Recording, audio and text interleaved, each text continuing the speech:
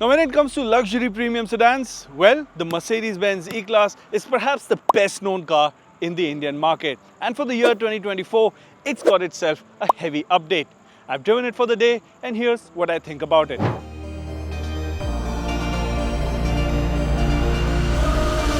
But before we begin, I have to ask you to consider subscribing to the autoX YouTube channel because your love and support helps us bring such nice cars to your screens. Having said that, do consider leaving a comment. I'm really looking forward to know what you think of the design of the car.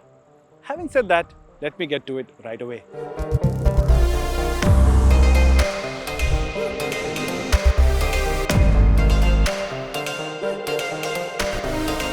Starting with the design, well, of course, this is the long wheelbase model and India is the only country where a right-hand drive long wheelbase version of the E-Class is sold. As a result, you of course have a humongous wheelbase, even longer than the outgoing long wheelbase E-Class that was sold in the Indian market. Overall, the car is longer and taller as well, and all of that combined gives it a much better road presence. Taking a closer look at the design elements, the first thing that will catch your attention is perhaps the gloss black finish that's surrounding the new grille. That extends into the headlamps, and I would say this would stand out even more so in lighter color options of the new E-Class. This color option that you see here is the all-new color that's come with this generation of the E-Class long wheelbase. It looks nice, but I have to say it can be a dust magnet, especially in conditions like we're driving today in Delhi. Having said that, the grille, well, you have a lot of these smaller three-pointed stars with a big one in the middle. There's a nice chrome surround on the grille, and what I also like are these headlamp units. This time around, Mercedes-Benz is bringing back that double barrel look, but this bulbous design, well, that takes some getting used to. To be very honest, at the start of the day, I wasn't much of a fan of just how the car looked, but as I spent time with it, I've grown more used to it. Now coming to the side profile, you've got this long bonnet and these 18 inches 5-spoke alloy wheels on offer. These do not look under-tired for the car because everything is really proportionate. Yes, I'm talking about the BMW 5 Series in comparison, where 18-inch wheels actually look really small. That thankfully is not the case on the new E-Class. This looks proportionate and stylish. Also, you've got this accent around the window sill. You've got the Maybach-styled rear quarter panel that looks rather nice. And of course, this time around, you've got flush door handles as well. What I also like is this chrome strip running as a side skirt around the car. All of this gives it a really long, stately look. Now coming to the rear end design, well, this is where the E-Class really stands out. It's got this new tail lamp setup with stars in it, and I really like how they look. It takes some time getting used to, but once you do, it looks really nice. Now, when you hit the brakes, you would expect that it is these stars that would light up, but that's not actually the case. It's the lights around it that light up. I shouldn't be spending so much time talking about a taillight, but it does look really handsome. Again, the rear profile overall also looks really handsome. You've got this big chrome strip running across the width of the car. Unfortunately though, on the unit that we are testing, it doesn't really line up, and once you see it, you really can't unsee it. Additionally, you also have a chrome finish at the end of the bumper as well. Overall, the new E-Class has much more road presence than before, and I really like what Mercedes-Benz have done. They've hit the right line between looking luxurious and making it stand out at the same time as well. With that, let's get inside.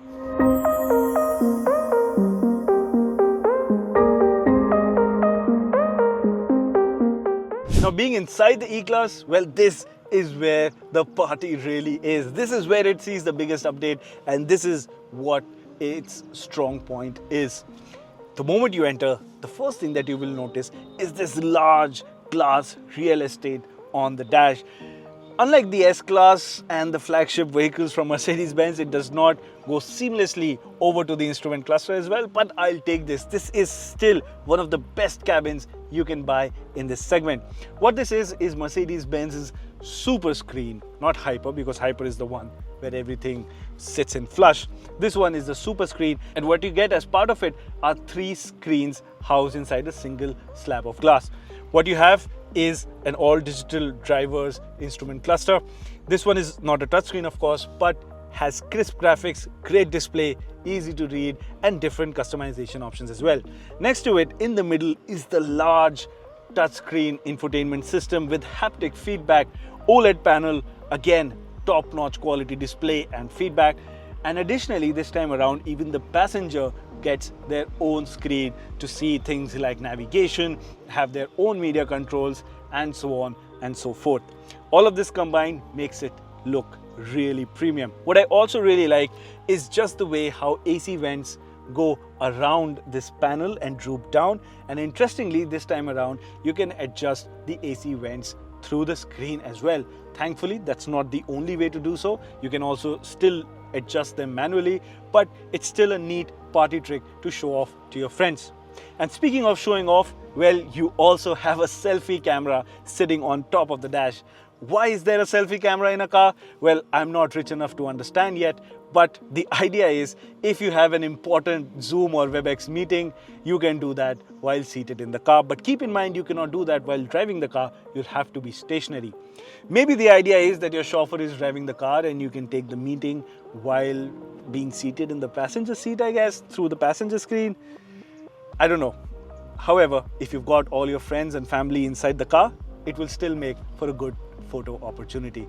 Speaking of things that I don't like, well, you've got this really nice looking steering in front of you. However, all of the controls on it, and there are a lot of it, are touch based, and that can get a little fidgety to use.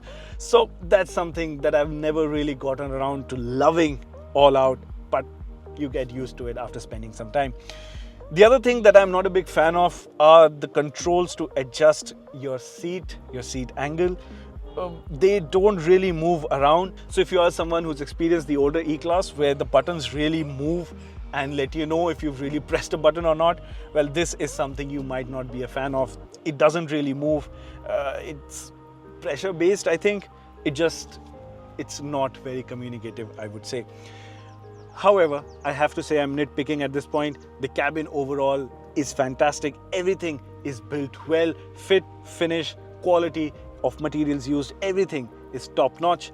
And I also really like the color choices that Mercedes-Benz have made in the new E-Class. You've got use of bright colors, but thankfully they're not on places like the center console or the top of the dash where everything would get dirty really quick. You've got them running across the doors, around the dash and onto the back, and I think that looks really neat, especially when you combine the fact that you've got really intricately placed ambient lighting system all around the car.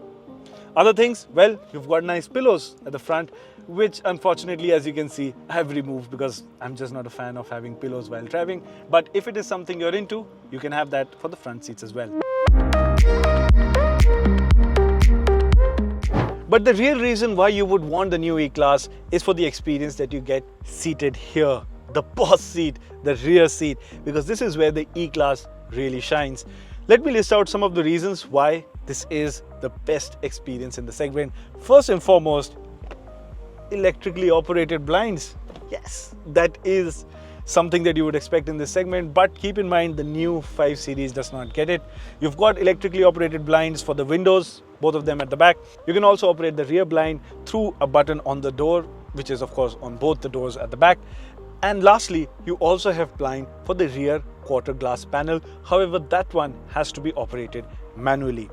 Other than that, well, as you can see, you can have 2 people sit here comfortably. But if you were to have a third person seated here, they would have to adjust a little bit because the center tunnel actually protrudes quite a bit into the rear leg space for the middle seat passenger. However, if it's just 2 people here, you can drop this down and have yourself a nice armrest. The good thing is you have a good place to rest your elbows on the door and on the armrest as well, so you can get really comfortable. Speaking of comfortable, the rear seats are also electrically adjustable. You can really recline them all the way back and stretch out and have all the space that you would need. But that's not it. If you press this little button over here, that gives you control over the front passenger seat as well. And after pressing it, you can pretty much move it to the front and fold the upper half of the seat as well. And as you can see, if you were to do that, you would open up a lot of space over here at the back.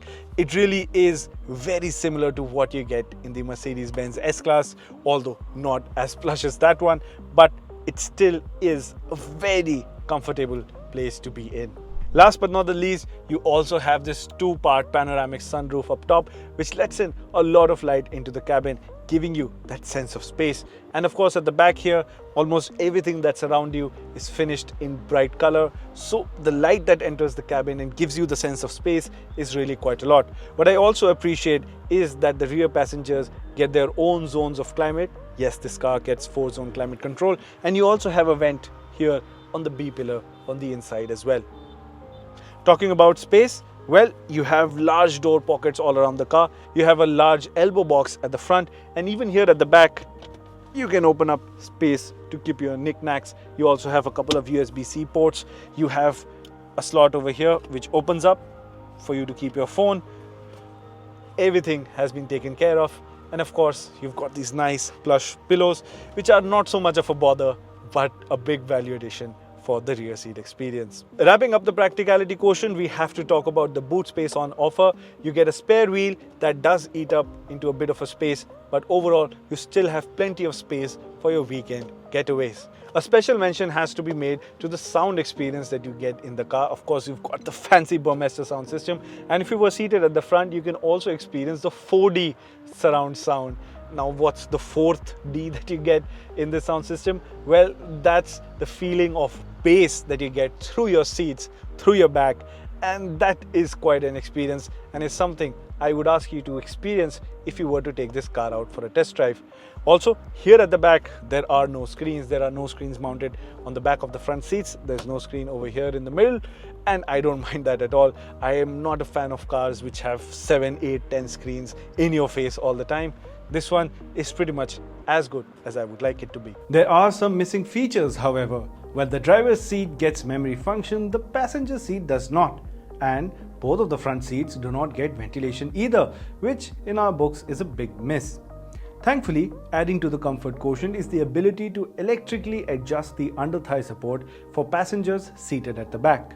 With all of that done, it's finally time to get to the driving experience. So let's get to it.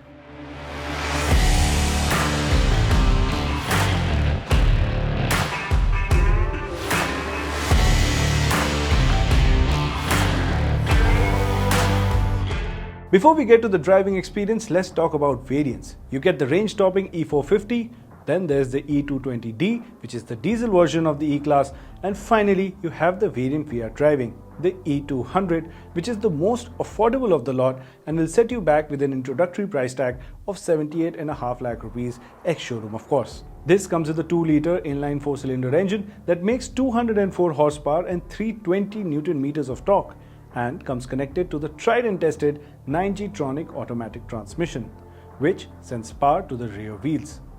As per Mercedes, the new E-Class in this variant will do a 0 to 100 km/h sprint in 7.5 seconds and go all the way to a top speed of 240 km/h.